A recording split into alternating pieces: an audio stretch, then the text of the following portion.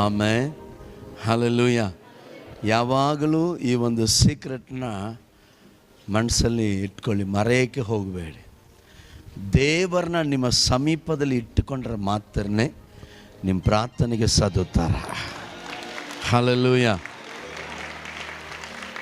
ನೀವು ಪ್ರಾರ್ಥನೆ ಮಾಡೋಕ್ಕೆ ಹೋಗುವಾಗ, ಯಾವಾಗ ಪ್ರಾರ್ಥನೆ ಮಾಡೋಕ್ಕೆ ಹೋದ್ರೂ ಕೂಡ ಇದೊಂದು ಸೀಕ್ರೆಟ್ ಅದು. ಹಲ್ಲೆಲೂಯಾ. ದೇವರು ನಿಮ್ಮ ಸಮೀಪದಲ್ಲಿ ಇಲ್ಲದಿದ್ದರೆ your prayer will not be answered. ಯಾವುದೇ ಒಂದು ಕಾರ್ಯಕ್ಕೆ ನೀವು ಪ್ರಾರ್ಥನೆ ಮಾಡೋಕ್ಕೆ ಹೋಗ್ತಾ ಇದ್ದೀರಿ, ನಿಮ್ಮ ಪ್ರಾರ್ಥನೆಗಿಂತ ಮುಖ್ಯ ನೀವು ಮಾಡಬೇಕಾಗಿರೋದು ಫಸ್ಟು ದೂರ ಇರುವ ಕರ್ತನನ್ನು ನಿನ್ನ ಸಮೀಪಕ್ಕೆ ತರುವವನಾಗಿರಬೇಕು. ಹಲ್ಲೆಲೂಯಾ. ಆಮೇಲೆ ನಾವು ಪ್ರಾರ್ಥನೆ ಮಾಡೋಕ್ಕೆ ಶುರು ಮಾಡಬೇಕು. ಇಲ್ದಿದ್ದರೆ ಗಾಳಿಗೆ ಗುದ್ದಿದವರ ಥರ ಆಗಿಬಿಡ್ತೀವಿ. ಆಮೇಲೆ ಎಷ್ಟು ಜನ ಗ್ರಹಿಸ್ತಾ ಇದ್ರಿ, ಅನುಭವಿಸ್ತಾ ಇದ್ರಿ, ಕರ್ತನ ನಮ್ಮ ಸಮೀಪದಲ್ಲಿ ಇದ್ದಾನೆ. ಹಲ್ಲೆಲೂಯಾ. ನಂಬರ್ 2 ಏನಂತಂದರೆ, instead of reaching our voice to the Lord, you have to reach our soul to God. ನಮ್ಮ ಶಬ್ದವನ್ನು ಮುಟ್ಟಿಸುವುದಕ್ಕಿಂತ ನಮ್ಮ ಮನಸ್ಸನ್ನು ದೇವರಿಗೆ ಮುಟ್ಟಿಸುವರಾಗಿರಬೇಕು. ಹಲ್ಲೆಲೂಯಾ. ಸ್ವಲ್ಪ ಹೊತ್ತು ಸ್ವಲ್ಪ ಬೈಬಲ್ನ ತೆಗೆದುಕೊಳ್ಳುವ, ಕೂತ್ಕೊಳ್ಳುವ. ಹಾಗೆ 2 ಪೂರ್ವಕಾಲ ವೃತ್ತಾಂತರ 7ನೇ ಅಧ್ಯಾಯ 14ನೇ ವಚನ. ನನ್ನವರೆಂದು ಹೆಸರುಗೊಂಡ ನನ್ನ ಪ್ರಜೆಗಳು, ಒಂದು ನಿಮಿಷ ಗಮನಿಸಿಕೊಳ್ಳಿ. ನನ್ನವರು ಎಂದು ಹೆಸರುಗೊಂಡ ನನ್ನ ಪ್ರಜೆಗಳು. ಎಷ್ಟು ಜನ ಆಮೇಲೆ ಹೇಳ್ತಾ ಇದ್ದೀರಿ? ಹಲ್ಲೆಲೂಯಾ. ನೋಡ್ರಿ, ಪ್ರಾರ್ಥನೆ ಬಗ್ಗೆ ಇನ್ನೊಂದು ಮುಖ್ಯವಾದಂಥ ಒಂದು ವಿಷಯ ಹೇಳ್ತೀನಿ. ಒಂದು ವ್ಯಕ್ತಿ ನಿಮಗೋಸ್ಕರ, ನೀವು ವಿಶ್ವಾಸಿಯಾಗಿ ಇಲ್ಲದೆ ಹೋದ್ರೂ ನಿಮಗೋಸ್ಕರ ನೀವು ಪ್ರಾರ್ಥನೆ ಮಾಡೋಕ್ಕೆ ದೇವರ ಸಮ್ಮುಖಕ್ಕೆ ನೀವು ಬರುವಾಗ, ನಿಮ್ಮ ಅಗತ್ಯಗಳು ಏನಿದ್ರೂ ಕೂಡ ನೀವು ಪ್ರಾರ್ಥಿಸಬಹುದು. ಕರ್ತನು ನಿಮ್ಮ ಪ್ರಾರ್ಥನೆಗಳಿಗೆ ಉತ್ತರ ಕೊಡ್ತಾನೆ. ಹಲ್ಲೆಲೂಯಾ. ಆದರೆ ದೇಶಕ್ಕಾಗಿ ನಾವು ಪ್ರಾರ್ಥನೆ ಮಾಡುವಾಗ, ಪಟ್ಟಣಕ್ಕಾಗಿ ನಾವು ಪ್ರಾರ್ಥನೆ ಮಾಡುವಾಗ ಗಮನಿಸ್ಕೊಳ್ಳಿ, ಒಂದು ದೇಶಕ್ಕೆ ಪ್ರಾರ್ಥನೆ ಮಾಡಬೇಕಂತಂದರೆ, ಒಂದು ಪಟ್ಟಣಕ್ಕೋಸ್ಕರ ಪ್ರಾರ್ಥನೆ ಮಾಡಬೇಕಂತಂದರೆ ಎಲ್ಲರೂ ಪ್ರಾರ್ಥನೆ ಮಾಡೋಕ್ಕಾಗಲ್ಲ. ನನ್ನವರಿಂದ ಹೆಸರುಕೊಂಡಿರುವ ನನ್ನ ಜನರು ಅಂತ ಯಾರು ಕರ್ತನ ಹೆಸರನ್ನು ಧರಿಸಿಕೊಂಡಿರ್ತಾರೋ ಅವರು ಮಾಡುವುದಾದರೆ ಮಾತ್ರನೇ ದೇಶಕ್ಕೋಸ್ಕರ ಕರ್ತನು ಸದುತ್ತರ ಕೊಡುವ ಆತನಾಗಿರ್ತಾನೆ. Hallelujah, hallelujah. ಸೊ ಆದ ಕಾರಣ ನಮಗೆ ತಿಳಿದಿರಬೇಕು, ದೇಶಕ್ಕಾಗಿ ದೇವರ ಸಮ್ಮುಖದಲ್ಲಿ ನಮ್ಮನ್ನು ಬಿಟ್ಟರೆ ಬೇರೆ ಯಾರು ನಿಲ್ಲಕ್ಕಾಗಲ್ಲ. As we are the children of God, ದೇವರ ಮಕ್ಕಳಾಗಿ ನಮ್ಮ ಹೊರತುಪಡಿಸಿ ಇನ್ನು ಯಾರು ಹೋಗಿ ದೇವರ ಸಮ್ಮುಖದಲ್ಲಿ ದೇಶಕ್ಕೋಸ್ಕರವಾಗಿ ಏನು ಮಾಡೋಕ್ಕಾಗಲ್ಲ, ನಿಲ್ಲಕ್ಕೆ ಆಗುವುದೇ ಇಲ್ಲ. ಹಲ್ಲೆಲೂಯಾ. ನನ್ನವರು ಎಂದು ಹೆಸರುಗೊಂಡಿರುವ ನನ್ನ ಪ್ರಜೆಗಳು ಯಾರು? ಆತನ ಪ್ರಜೆಗಳು ಯಾರು? ಆತನ ಪ್ರಜೆಗಳು ಯಾರು? ಅಷ್ಟು ಡೌಟಾ? ಆತನ ಪ್ರಜೆಗಳು ಯಾರು? ಶಬ್ದವಾಗಿ ಹೇಳಿ. ನಾವೇ ಆತನ ಪ್ರಜೆಗಳಾಗಿದ್ದೇವೆ. ಆತನ ಕುರುಬನು, ನಾವು ಆತನ ಕುರಿಗಳು ಆಗಿದ್ದೇವೆ. ಹಲ್ಲೆಲೂಯಾ. ಗಮನಿಸ್ಕೊಳ್ಳಿ, ನನ್ನ ಪ್ರಜೆಗಳು ಕರ್ತನು ಹೇಳುವ ಮಾತು, ತಮ್ಮನ್ನು ತಗ್ಗಿಸಿಕೊಂಡು, ತಮ್ಮನ್ನು ಏನು ಮಾಡಬೇಕು? ತಗ್ಗಿಸಿಕೊಂಡು. ಪ್ರಾರ್ಥನೆಯ ಲಕ್ಷಣ, ಪ್ರಾರ್ಥನೆಯ ಲಕ್ಷಣ ಹಂಬಲ್ನೆಸ್. ಪ್ರಾರ್ಥನೆಯ ಲಕ್ಷಣ ಹಂಬಲ್ನೆಸ್. ದೇವರ ವಾಕ್ಯ ಹೇಳುತ್ತೆ, ಪ್ರಾರ್ಥನೆಗೆ ಸೌಂದರ್ಯ ತಾಳ್ಮೆ. ಜನ ಆಮೇಲೆ ಹೇಳ್ತಾ ಇದ್ದೀರಿ. ಹಲ್ಲೆಲೂಯಾ. ಆಮೇಲೆ ನಮ್ಮ ಪ್ರಾರ್ಥನೆಯ ಜಯ ನಮ್ಮ ಕೈಯಲ್ಲೇ ಇದೆ. ನಮ್ಮ ಪ್ರಾರ್ಥನೆಯ ಜಯ ನಮ್ಮ ಕೈಯಲ್ಲೇ ಇದೆ. ಹಲ್ಲೆಲೂಯಾ. ನಿನಗೆ ಫಸ್ಟ್ ನಿನ್ನ ಎಲ್ಲ ಪ್ರಾರ್ಥನೆಗೂ ದೇವರು ಸದುತ್ತರ ಕೊಡಬೇಕು. ಇವತ್ತು ಕೆಲವರು ಅಲ್ಲಿರುವಂಥ ಪ್ರೇಯರ್ ಟವರ್ಗೆ ರಿಕ್ವೆಸ್ಟ್ ಬರೀರಿ, ತಪ್ಪೇನಿಲ್ಲ. ಬಟ್ ಆದರೆ ನನ್ನ ಒಂದು ಆಲೋಚನೆ ಏನಂತಂದರೆ, ಅದನ್ನು ನೀವೇ ಪ್ರೇಯರ್ ಮಾಡ್ಬೋದು. ಹಲ್ಲೆಲೂಯಾ. ನಿಮಗೆ ನೀವೇ. ನಾನು ಹೇಳುವುದೇನಂತಂದರೆ, ಒಬ್ಬ ಸೇವಕರ ಹತ್ರ ನಾವು ಎಂತಕ್ಕೆ ಪ್ರೇಯರ್ ಮಾಡೋಕ್ಕೆ ಹೋಗಬೇಕು ಅಂತ ನಾನು ಕಲ್ತಿದ್ದೀನಿ ಗೊತ್ತಾ? ನಂಬರ್ 1 ಬಿಡುಗಡೆಗೋಸ್ಕರ, ಹಲ್ಲೆಲೂಯಾ. ಎರಡನೇದು ಸ್ವಸ್ಥತೆಗೋಸ್ಕರ, ಮೂರನೇದಾಗಿ ಪವಿತ್ರಾತ್ಮನ ಅಭಿಷೇಕಕ್ಕೋಸ್ಕರ, ನಾಲ್ಕನೇದು ಸೇವಕರ ಬಳಿಯಿಂದ ವಾಕ್ಯ ಕೇಳೋದಕ್ಕೋಸ್ಕರ. ಅಷ್ಟಿಗೆ ಸೇವಕರುಗಳು ನಾನು ಕಲಿತಿರುವ ಹಾಗೆ, ಹಲ್ಲೆಲೂಯಾ. ಸೊ ನಾವೇ ಪ್ರಾರ್ಥನೆ ಮಾಡಬಹುದು, ನಾವೇ ಪ್ರಾರ್ಥನೆ ಮಾಡಬೇಕು ಎಲ್ಲಕ್ಕಾಗಿ.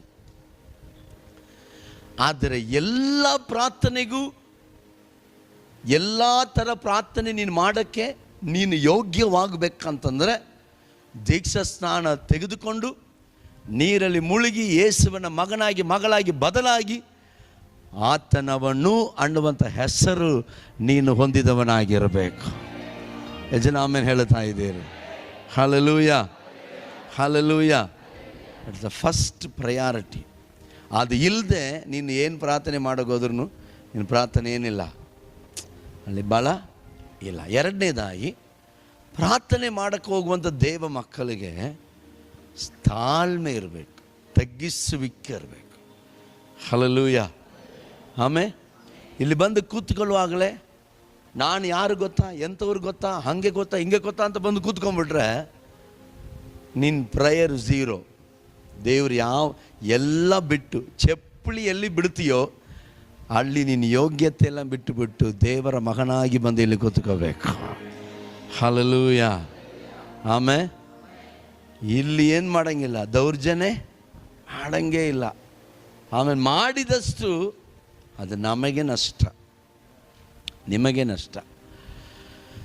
ಹಲ್ಲೆಲೂಯಾ. ಮುಂದಿನ ಮಾತು ಓದಿಕೊಳ್ಳುವ. ತಮ್ಮ ಕೆಟ್ಟ ನಡತೆಯನ್ನು ಬಿಟ್ಟು, ತಮ್ಮ ಕೆಟ್ಟ ನಡತೆಯನ್ನು ಬಿಟ್ಟು. Hallelujah, hallelujah. ಕೆಟ್ಟ ನಡತೆಯನ್ನು ಬಿಟ್ಟು. ಒಬ್ಬೊಬ್ಬರಿಗೂ ಒಂದೊಂದು ಥರ ಕೆಟ್ಟ ಅಭ್ಯಾಸ ಇರ್ತದೆ. ಈಗ ನನ್ನ ಹತ್ರ ಇರುವ ಕೆಟ್ಟ ಅಭ್ಯಾಸ ನಿಮ್ಮ ಹತ್ರ ಇರಲ್ಲ, ನಿಮ್ಮ ಹತ್ರ ಇರುವಂಥ ಕೆಟ್ಟ ಅಭ್ಯಾಸ ನನ್ನ ಹತ್ರ ಇರಲ್ಲ. ಆದರೆ ಯಾವುದೋ ಒಂದು ರೂಪದಲ್ಲಿ ಏನೋ ಒಂದು ಕೆಟ್ಟ ಅಭ್ಯಾಸ ನಮ್ಮ ಹತ್ರ ಇರ್ತದೆ.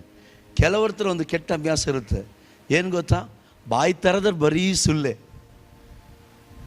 ಅದು ಯಾಕೆ ಸುಳ್ಳು ಹೇಳ್ತಾನಂತ ಅವನಿಗೆ ಗೊತ್ತಿಲ್ಲ, ಆದರೆ ಹೇಳ್ತಾನೇ ಇರ್ತಾನೆ. ಅದೊಂದು ಕೆಟ್ಟ ಅಭ್ಯಾಸ. ಕೆಲವರಿಗೆ ಒಬ್ರಿಗೊಬ್ಬರು ಫಿಟ್ಟಿಂಗ್ ಇಕ್ಕೋದೆ ಅವ್ರದ್ದು ಕೆಟ್ಟ ಅಭ್ಯಾಸ.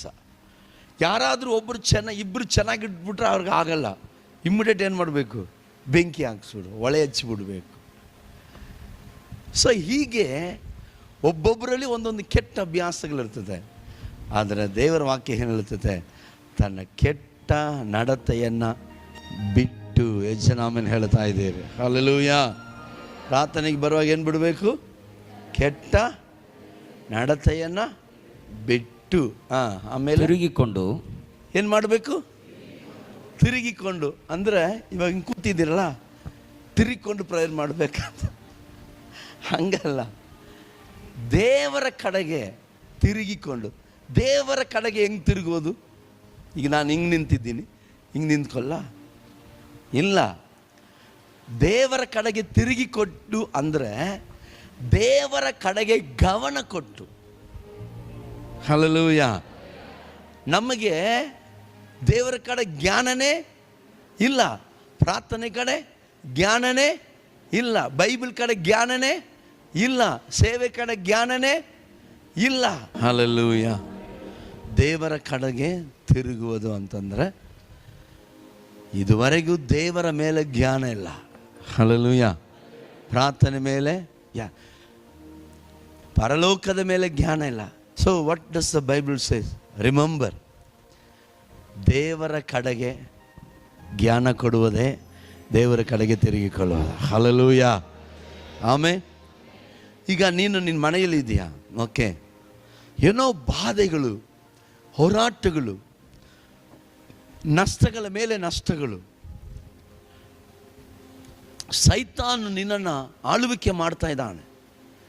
ಈಗ ನೀನು ದೇವರ ಕಡೆಗೆ ತಿರುಗಿಕೋಬೇಕು. ನೋಡಿ, ದೇವರ ಕಡೆಗೆ ತಿರುಗಿಕೊಳ್ಳುವುದಕ್ಕೆ ಎಷ್ಟೊತ್ತಾಗತ್ತಂತ ಹೇಳ್ತೀನಿ ಕೇಳಿ. ನಾನು ಮನೆಯಲ್ಲಿ ಇದ್ದೀನಿ, ನನ್ನ ಬೈಬಲಲ್ಲಿ ಇದೆ. ನಾನು ಹಾಲ್ಗೆ ಹೋಗ್ತೀನಿ, ಕಿಚನ್ಗೆ ಹೋಗ್ತೀನಿ, ಬಾತ್ರೂಮ್ ಹೋಗ್ತೀನಿ, ಬೆಡ್ರೂಮ್ ಹೋಗ್ತೀನಿ, ಎಲ್ಲ ತಿರುಗಾಡ್ತೀನಿ, ಫೋನ್ ಮಾಡ್ತೀನಿ, ಬಾಲ್ಕನಿ ಹೋಗ್ತೀನಿ, ಹೊರಗಡೆ ಹೋಗ್ತೀನಿ, ಎಲ್ಲ ಬರ್ತೀನಿ. ಅದರ ಬಾಧೆಗಳು ತೀರ್ತಾ ಇಲ್ಲ. ನಾನು ದೇವರ ಕಡೆಗೆ ತಿರುಗಿಕೋಬೇಕು. ನಾನೇನು ಮಾಡಬೇಕಂತ ಒಂದೇ ಒಂದು ದಾರಿ,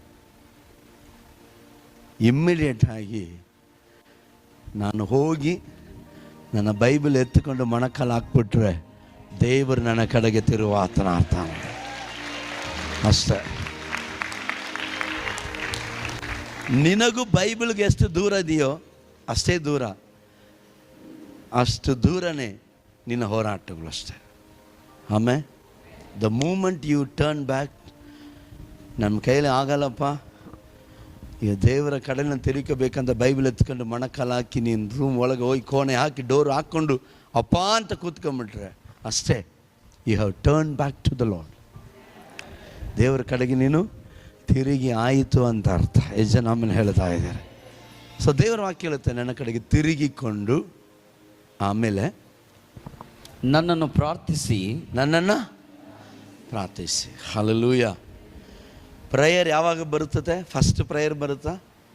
ನೋ, ಎಷ್ಟು ದಾಟ್ಕೊಂಡು ಪ್ರೇಯರ್ ಬರ್ತಾಯಿತ್ತು ನೋಡಿ. ಆಮೇಲೆ ಇದೆಲ್ಲ ಸರಿಪಡಿಸದೆ ಹೋಗಿ ಪ್ರೇಯರ್ ಮಾಡಿದ್ರೆ ನೋ ಯೂಸ್. ನನ್ನನ್ನು ಪ್ರಾರ್ಥಿಸಿ, ನನ್ನ ದರ್ಶನವನ್ನು ಬಯಸುವುದಾದರೆ, ನನ್ನ ದರ್ಶನವನ್ನು ಅಂದರೆ ದರ್ಶನ ಬಯಸುವುದಂದ್ರೆ ಅರ್ಥ ಏನಂತಂದರೆ ದೇವರನ್ನು ಕಾಣಬೇಕು. ಹೇಳಿ, ಎಲ್ಲಿ ನಮ್ಮ ಜೀವನದ ಎಲ್ಲ ಕಾರ್ಯದಲ್ಲಿ ಇವತ್ತು ಬಡತನ, ಕಷ್ಟ, ಕಣ್ಣೀರು, ನಮ್ಮ ದೇಶದಲ್ಲಿ ಕೂಡ ಬಡತನ, ಬರಗಾಲ ನೋಡ್ತಾ ಇದ್ದೀವಿ. ನಾವು ಹೇಳಬೇಕಪ್ಪ, ನನ್ನ ಕಣ್ಣು ಕಾಣುವ ದಿಕ್ಕೆಲ್ಲ ನಿನ್ನ ಪ್ರಸನ್ನತೆನ ನೋಡಬೇಕಪ್ಪ. ಹಲ್ಲೆಲೂಯ. ನಿನ್ನ ಆಳುವಿಕೆನ ನೋಡಬೇಕು. ಆಮೇಲೆ ತಮ್ಮ, ನಿನ್ನ ಮನೆಯ ಒಳಗೆ ಯೇಸುವನ್ನು ನೀನು ಕಾಣಬೇಕು. ಅದೇ ದರ್ಶನ ಬಯಸುವುದಂದ್ರೆ ಏನರ್ಥ? ನನ್ನ ಮನೆಯಲ್ಲಿ ಯೇಸು ಬರಬೇಕು, ದೇವ ಪ್ರಸನ್ನತೆ ಬರಬೇಕು. ಹಲ್ಲೆಲೂಯ. ಆಮೇಲೆ ನನ್ನ ದರ್ಶನವನ್ನು ಬಯಸುವುದಾದರೆ ನಾನು ಪರಲೋಕದಿಂದ ಲಾಲಿಸಿ ಅವರ ಪಾಪಗಳನ್ನು ಕ್ಷಮಿಸಿ ಅವರ ದೇಶದಲ್ಲಿ ಆರೋಗ್ಯವನ್ನು ದಯಪಾಲಿಸುವೆನು. ಅವರ ದೇಶದಲ್ಲಿ ಆರೋಗ್ಯವನ್ನು ದಯಪಾಲಿಸುವೆನು. ಹಲ್ಲೆಲೂಯ. ಇವತ್ತು ನಾನು ನಿಮಗೆ ಸಂದೇಶ ಕೊಡಬೇಕು, ಮೆಸೇಜ್ ಕೊಡಬೇಕಂತ ನಾನು ಆಲೋಚನೆ ಮಾಡಿದ್ದು. ಆದಿಕಾಂಡ 41 ಮನೆಯಲ್ಲಿ ಹೋಗಿ ಇವತ್ತು ನೀವು ಏನು ಮಾಡಬೇಕು? ಓದಬೇಕು. ಅಲ್ಲಿ ಏನಿದೆ ಅಂತಂದರೆ, ಫರೋಹನಿಗೆ ಒಂದು ಕನಸು ಬರ್ತಾಯಿತ್ತು. ಆ ಕನಸಿನ ಅರ್ಥ ಹೇಳುವ ಜ್ಞಾನಿಯು ಐಗುಪ್ತ ದೇಶದಲ್ಲಿ ಯಾರೂ ಇರಲಿಲ್ಲ. ಕಡೆಗೆ ಫರೋಹನಿಗೆ ಕೋಪ ಬಂದಾಗ ಅವನ ಕೆಲಸದವನು ಹೇಳ್ತಿದ್ದಾನೆ, ಸ್ವಾಮಿ, ಜೈಲಲ್ಲಿ ನಾನು ಸೆರೆಮನೆಯಲ್ಲಿದ್ದಾಗ ನನ್ನ ಕನಸಿಗೆ ಯೋಸೇಫ ಅಂತ ಒಬ್ಬ ಅರ್ಥ ಹೇಳ್ದ, ಅದು ಹಾಗೆ ನೆರವೇರಿತ್ತು. ಯೋಸೇಫನ್ನು ಕರೆಸಿದ್ರೆ ಅವನು ನಿಮ್ಮ ಕನಸಿಗೆ ಅರ್ಥ ಹೇಳ್ತಾನೆ ಅಂದಾಗ ಯೋಸೇಫನು ಬಂದು ಫರೋಹನಿಗೆ ಕನಸಿನ ಅರ್ಥವನ್ನು ಹೇಳ್ತಾ ಇದ್ದಾನೆ. ಏನು ಹೇಳ್ತಾ ಇದ್ದಾನೆ ಅಂದರೆ, 7 ವರ್ಷಗಳ ಕಾಲ ಬರಗಾಲ ಬರ್ತಾಯಿತೆ. 7 ವರ್ಷಗಳ ಕಾಲ ಬರಗಾಲ ಬರ್ತಾಯಿತೆ. ಎಷ್ಟು ಜನಕ್ಕೆ ಜ್ಞಾಪಕ ಇದೆ?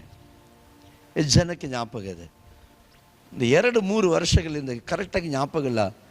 ನಮ್ಮ ಸಭೆಯಲ್ಲಿ ಮಾತಾಡಿದನು, ಸುಗ್ಗಿಯ ಕಾಲ ಕೂಡಿಸ್ಕೊಳ್ಳಿ, ಇವಾಗ ಭಯಂಕರವಾದ ಬರಗಾಲ ಬರ್ತಾಯಿತೆ, ಇವಾಗ ಕೂಡಿಸಿಟ್ಕೊಂಡ್ರೆ ಮುಂದಕ್ಕೆ ಅದು ನಿಮಗೆ ಉಪಯೋಗವಾಗುತ್ತದೆ ಅಂತ ಹೇಳಿ ಕರ್ತನ ಸಭೆಯಲ್ಲಿ ಮಾತಾಡಿದ್ರು.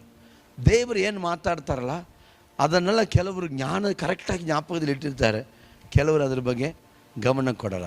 ಈಗ ಬರಗಾಲ ಬಂದಿದೆ ನೋಡ್ರಿ. ಈ ಬರಗಾಲದಲ್ಲಿ ಯೋಸೇಫನು ಫರೋಹನಿಗೆ ಹೇಳಿದಂಥ ಒಂದು ಆಲೋಚನೆ ಏನಂತಂದರೆ, ಈಗ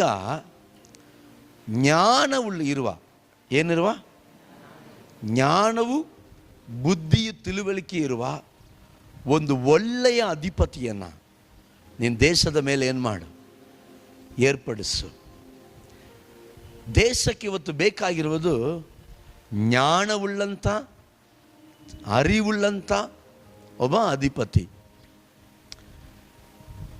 ಅವಾಗ ಅವನು ಹೇಳ್ತಿದ್ದಾನೆ, ನಿನಗಿಂತ ಒಳ್ಳೆ ಜ್ಞಾನಿ ಅಧಿಪತಿ ಯಾರಿರ್ತಾರೆ ಅಂತ ಹೇಳಿ ಫರೋಹನ ಐಗುಪ್ತ ದೇಶಕ್ಕೆಲ್ಲ ಅಧಿಪತಿಯನ್ನಾಗಿ ಮಾಡ್ತಾ ಇದ್ದಾನೆ. ಐಗುಪ್ತ ದೇಶ ಬರಗಾಲದಿಂದ ತಪ್ಪಿಸಿಕೊಂಡಿತ್ತು. ಪ್ರಿಯ ದೇವ ಮಕ್ಕಳೇ, ಇವತ್ತು ನಾವು ನಮ್ಮ ದೇಶಕ್ಕೋಸ್ಕರವಾಗಿ ನಾವು ಪ್ರಾರ್ಥನೆ ಮಾಡುವಾಗ ದೇಶವನ್ನು ಕರ್ತನು ಸ್ವಸ್ಥಪಡಿಸಿ ಆರೋಗ್ಯ ಕೊಡುವಾತನಾಗಿರುತ್ತಾನೆ. ಹಲ್ಲೆಲೂಯಾ. ಎರಡನೇದಾಗಿ ನಮ್ಮ ದೇಶಕ್ಕೋಸ್ಕರ, ನಮ್ಮ ದೇಶದಲ್ಲಿ ಅಧಿಪತಿ, ಒಂದು ಒಳ್ಳೆಯ ಅಧಿಪತಿ. ಸುಮಾರು ಜನ ಅಂದ್ಕೊಂಡವ್ರೆ ಪಾಸ್ಟರ್ ಒಂದು ಪಕ್ಷಕ್ಕೆ ಏನು ಮಾಡ್ತಾ ಇದ್ದಾರೆ, ಸಪೋರ್ಟ್ ಅಂತ ಹೇಳಿ. ನಾನು ಯಾವ ಪಕ್ಷಕ್ಕೂ ಯಾವ ಕಾಲಕ್ಕೂ ಸಪೋರ್ಟ್ ಮಾಡಲ್ಲ. ಬಟ್ ಆದರೆ ಏನಂತಂದರೆ, ದೇಶದಲ್ಲಿ ಜ್ಞಾನವುಳ್ಳಂಥ ವ್ಯಕ್ತಿಗಳು ಬರಬೇಕು. ಆಮೇಲೆ ಅಜ್ಞಾನಿಗಳು ಬರಬಾರದು. ದೇಶದಲ್ಲಿ ಜ್ಞಾನವುಳ್ಳಂಥ ವ್ಯಕ್ತಿಗಳು ಬರಬೇಕು. ಅದು ಹಿಂದೂ, ಮುಸ್ಲಿಂ, ದೇವರನ್ನ ನಂಬುವರು, ನಂಬದವರು, ಕ್ರಿಶ್ಚಿಯನು, ಯಾವ ಧರ್ಮ ಇದ್ರೂ ಎಲ್ಲರನ್ನ ಒಂದೇ ಥರ ನೋಡತಕ್ಕಂಥ ಒಬ್ಬ ನಾಯಕ ನಮ್ಮ ದೇಶಕ್ಕೆ ಕರ್ತನು ಕೊಡಬೇಕು. ಹಲ್ಲೆಲೂಯಾ. ಆಮೇಲೆ ಹಲ್ಲೆಲೂಯಾ. ಕರ್ತನೆ, ಹೌದಪ್ಪ, ಈ ಕರ್ತನ ತಿಂಗಳೆಲ್ಲವೂ ನಮ್ಮನ್ನು, ಕರ್ತನೆ, ಸಭೆಯನ್ನು, ಕುಟುಂಬಗಳನ್ನು ಪರಾಮರಿಸಿ ನಡೆಸು. ಕರ್ತನೆ, ಹೌದಪ್ಪ, ನಡೆಯುವಂಥ ಕರ್ತನ ಚುನಾವಣೆಯಲ್ಲಿ ನಿನ್ನ ಮಹಿಮೆ ಹೊಂದಲಿ. ಕರ್ತನೆ, ಅತಿ ಬೇಗನೆ ನಮ್ಮ ಮಳೆಯನ್ನು, ಸಮೃದ್ಧಿಯಾದ ಮಳೆಯನ್ನು ಕಾಣಲಿಗೆ ಕರ್ತನ ಸಹಾಯ ಮಾಡರಾಜ. ಇನ್ನು ಹಾಗೆಯೇ ಮಾಡುತ್ತಾ ಇತ್ತಿ, ಕೋಟ್ಯಾನು ಕೋಟಿ ಸ್ತೋತ್ರ. ಈಗಲೂ ಕರ್ತನೆ, ನೀವು ಕರ್ತನೆ, ಹೌದಪ್ಪ, ನಮಗೆ ಕೊಟ್ಟಂಥ ಅಧಿಕಾರದ ಮೇಲೆ ನಿಮ್ಮ ಸೇವಕರಾದಂಥ ನಾವು ನಿನ್ನ ಮುಖ ದರ್ಶನವನ್ನು ದೃಷ್ಟಿಸಿ ನಿನ್ನ ಸಿಂಹಾಸನದ ಕಡೆಗೆ, ಹೌದಪ್ಪ, ಕಣ್ಣೆತ್ತಿ ದೇವರ ನಾವು ಪ್ರಾರ್ಥಿಸೋದು ರಾಜ. ಪ್ರಾರ್ಥನೆಗೆ ಸದುತ್ತರ ಕೊಡ್ರಿ. ಎಲ್ಲ ಸ್ತುತಿ, ಘನತೆ, ಮಹಿಮೆ ನಿನಗೆ ಸಲ್ಲಿಸಿ ನಮ್ಮ ಕರ್ತನಾದ ಯೇಸು ಕ್ರಿಸ್ತನ ಹೆಸರಿನಲ್ಲಿಯೇ ಪ್ರಾರ್ಥಿಸಿ ಬೇಡಿ ಹೊಂದಿದ್ದೇವೆ ಪ್ರೀತಿಯುಳ್ಳ ಪರಲೋಕ ತಂದೆ.